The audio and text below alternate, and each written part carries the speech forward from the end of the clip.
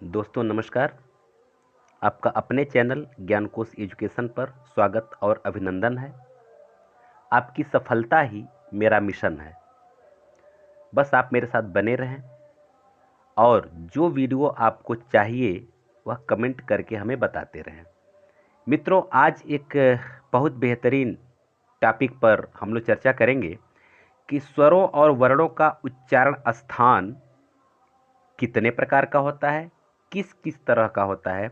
जैसे जीभ के आधार पर इसका उच्चारण स्थान किस तरह से होता है, जीभ उठने के आधार पर, होठ की स्थिति के आधार पर, इसके बारे में हम लोग डिटेल जानेंगे। ठीक है ना। तो आइए हम लोग वीडियो को शुरुआत कर देते हैं। तो दोस्तों, जीभ के प्रयोग के आधार पर जो स्वरों या वर्णों का उच्चारण स्थान है वह किस तरह से है, आइए इसके बारे में हम लोग जानते हैं। पहला है अग्रस्वर। अब अग्रस्वर क्या होता है, देखिए जीभ आगे आता है इसमें।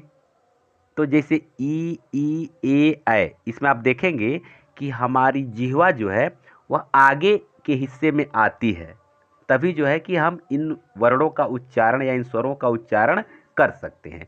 इसलिए इसको क्या कहते हैं, अग्रस्वर कहते हैं। तो परीक्षा में क्वेश्चन कैसे पूछा जाता है कि निम्न में अग्रस्वर कौन है, तो तीन और रहेगा, इसमें से ई ए में से कोई एक रहेगा। इस तरह से आपका हो जाएगा। ठीक है ना।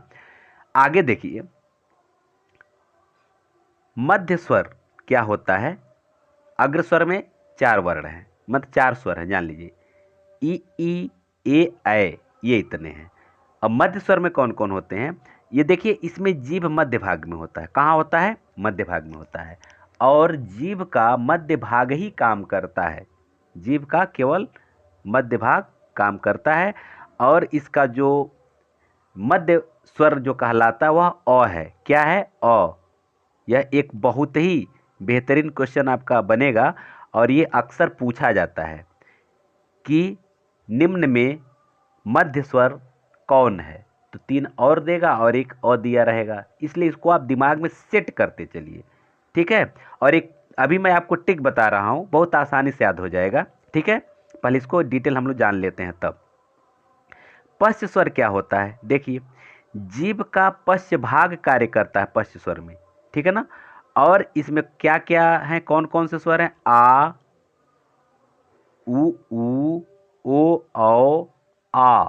ऐसे जैसे आस्कर, डॉक्टर, ऐसे जो होता है इस तरह से।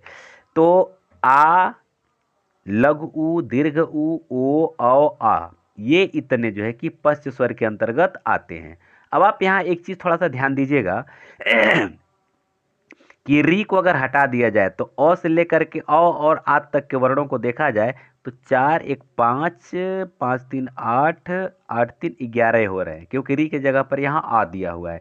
तो जो 11 स्वर हैं इसको आप 3 कैटेगरी बांट लीजिए। और देखिए, याद करने का मैं ट्रिक आपको बता रहा हूं। तो आप कैसे याद करेंगे, मध्य स्वर को उठा लीजिए, तो मध्य स्वर को अ को किनारे कर लीजिए। ठीक है ना। उसके बाद जो 4 वर्ण हैं इसको एक भाग में कर लीजिए। ई ए यह आप अग्र स्वर में कर दीजिए और शेष जो बच रहे री को छोड़ करके आ तक। ठीक है ना। अब यहाँ आपका वो जो अयोगवाह होते हैं, अयोगवाह की चर्चा यहाँ नहीं है, क्योंकि अयोगवाह स्वर के दायरे में आते नहीं हैं, इसलिए केवल हम लोग स्वर की ही बात करते हैं। ठीक है। तो मध्य स्वर क्या हो गया, अ। अग्र स्वर क्या हो गया, ई ए और शेष जो बच रहा है यानी आ, उ, ओ, आ, ये इतने जो हो रहे हैं ये आपका हो जाएगा पश्च स्वर। क्लियर। इस तरह से आप रिलेट करके याद करेंगे ना, बड़ी आसानी से याद हो जाएगा। कहीं कोई ज़्यादा टेंशन पालने की जरूरत नहीं है। और एक चीज़ मैं बताऊं, भूलता भी बहुत तेज है, तो इसलिए आप इसको उसी हिसाब से तैयार करेंगे ना तो कहीं कोई दिक्कत नहीं रहेगा। एक रिलेट करके याद करेंगे। अच्छा, मध्य स्वर क्या है, तो केवल अ है भैया, निकाल दो उसको। फिर अग्र स्वर क्या है, तो ठीक है भैया, बड़ी ई, छोटी ई, ए और ए, ये 4 हैं, इसको एक किनारे कर दो। बाकी जो बच रहे हैं सब उसको पश्च स्वर में कर दो, काम खत्म हो गया। ठीक है। आगे, जीभ के उठने के आधार पर यह क्या क्या होते हैं इसको जान लीजिए। तो जीभ के उठने का आधार पर सबसे पहला होता है आपका संवृत। तो संवृत के दायरे में कौन कौन से स्वर आते हैं? ई उ। अभी मैं आपको एक ट्रिक के माध्यम से इसको याद कराने का प्रयास करूंगा, ठीक है ना। पहले इतना जानिए, संवृत, फिर दूसरा है अर्ध संवृत, इसके अंतर्गत आता है ऐ ओ, ठीक है। उसके बाद है निवृत। निवृत देख लीजिए, निवृत में केवल आता है आ। उसके बाद अर्ध निवृत, अर्ध निवृत में अ, ए, औ, आ। अब इसको देखिए हम याद कैसे करेंगे, बहुत आसान सा टिप्स मैं आपको बता रहा हूं याद करने का। पहले आप जो है कि जो छोटा चीज है, मतलब जिसमें एक ही वर्ण है, उसको उठा लीजिए, अर्थात निवृत्त से आप शुरू कर लीजिए। निवृत्त स्वर क्या है? आ को किनारे कर लीजिए, क्लियर हो गया। और अब अर्ध निवृत्त में आ जाइए। अब आ के पहले अ है, तो अ और ए औ आ, ए औ आ, ये तीन को आप याद कर लीजिए। अ तो इसके साथ है ही जो आ के पहले है, तो तीन एक तरफ कर लीजिए और आ के पहले अ है उसको एक तरफ कर, दिमाग में सेट कर लीजिए कि अ और ए औ आ, ये सब क्या हो जाएंगे? निवृत्त, माने अर्ध निवृत्त हो जाएंगे। अब आ जाइए संवृत्त में। संवृत्त में चार वर्ण, जैसे वर्ण को अलग अलग कर लीजिए ना, कि संवृत्त में चार वर्ण, ऐसे करिए। निवृत्त में केवल एक ही वर्ण है, अर्ध निवृत्त में चार वर्ण है, संवृत्त में दो ही वर्ण है। तो ऐसे रिलेट करके याद करेंगे तो आसानी से याद हो जाएगा। अब संवृत्त में जैसे लघु ई, दीर्घ ई, लघु उ, दीर्घ उ, तो जो लघु दीर्घ वाला जो है, अब अ आ भी है तो इसको आ को छोड़ दिए। तो जैसे हम पढ़ते हैं ना, अ आ छोटी ई, बड़ी ई, छोटा उ, बड़ा उ, उसके बाद फिर री ए ओ शुरू होता है। तो हम छोटी ई, बड़ी ई, छोटा उ, बड़ा उ, ऐसे रिलेट करके समृद्ध को तैयार कर सकते हैं। समृद्ध क्या है? छोटी ई, बड़ी ई, छोटा उ, बड़ा उ, छोटी ई, बड़ी ई, छोटा उ, बड़ा उ, ये क्या हो जाएगा? समृद्ध हो जाएगा।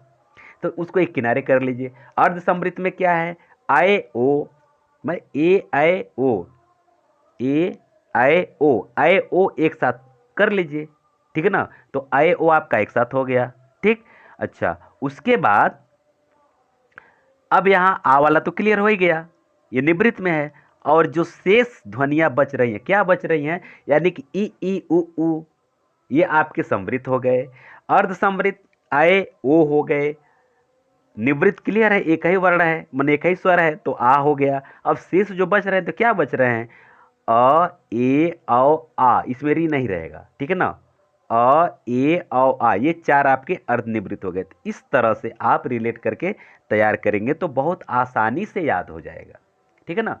दोस्तों, किस तरह का वीडियो आपको चाहिए, आप हमें प्लीज़ कमेंट करके ज़रूर बताएंगे। और बहुत अच्छा लग रहा है कि आप कुछ लोग कमेंट कर रहे हैं, सर इस टॉपिक पर वीडियो बनाइए। मैं उस टॉपिक पर वीडियो तैयार करना शुरू कर देता हूं, और जैसे वो सब तैयार हो जाता है, पीडीएफ और तैयार हो जाता है, तो फिर हम पढ़ाना शुरू कर देते हैं। तो आपका डिमांड जो है, हो सकता है कि आज आप डिमांड करें तो कल न मिले, परसों मिले, इतना लेट हो सकता है, लेकिन ज़्यादा भी नहीं होगा, क्योंकि इसमें दोस्तों समय लगता है, ठीक है ना। समय लगता है, उसमें काफ़ी मटेरियल कलेक्ट करना पड़ता है, टाइपिंग करना पड़ता है, फिर ये कलरफुल बनाना पड़ता है, तो टाइम तो लगता है। वीडियो भले ही 10-15 मिनट का है, लेकिन उसमें समय 7-8 घंटे का लग जाता है, कभी कभी ऐसा भी होता है, ठीक है।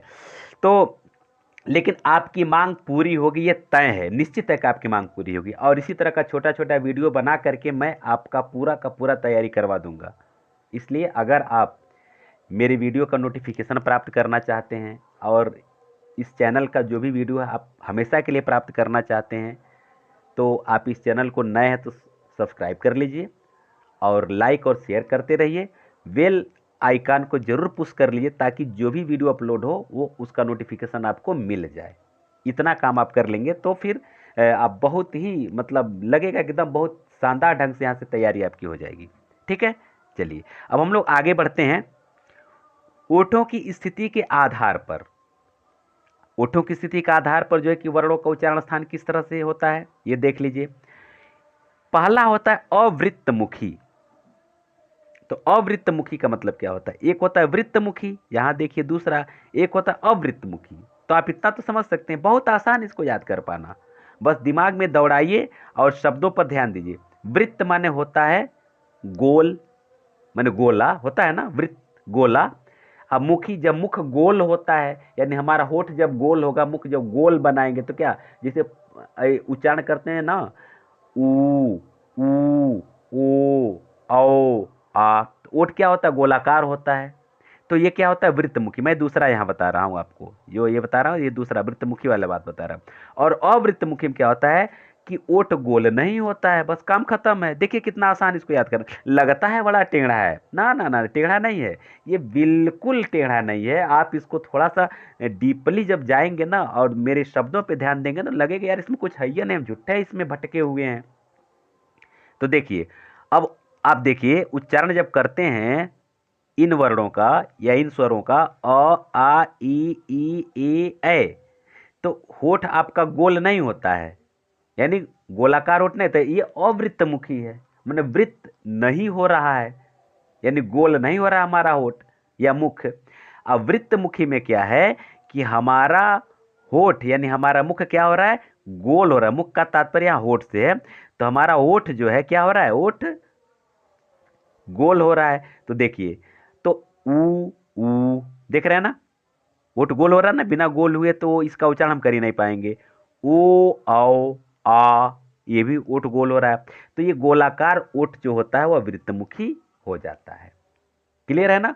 तो इस तरह से, इसी तरह से बहुत शानदार ढंग से आप तैयारी करते चलेंगे, और जिस टॉपिक पर वीडियो आपको चाहिए आप हमें कमेंट करके जरूर बता देंगे। अब तक आप हमारे साथ बने रहे, इसके लिए बहुत बहुत धन्यवाद।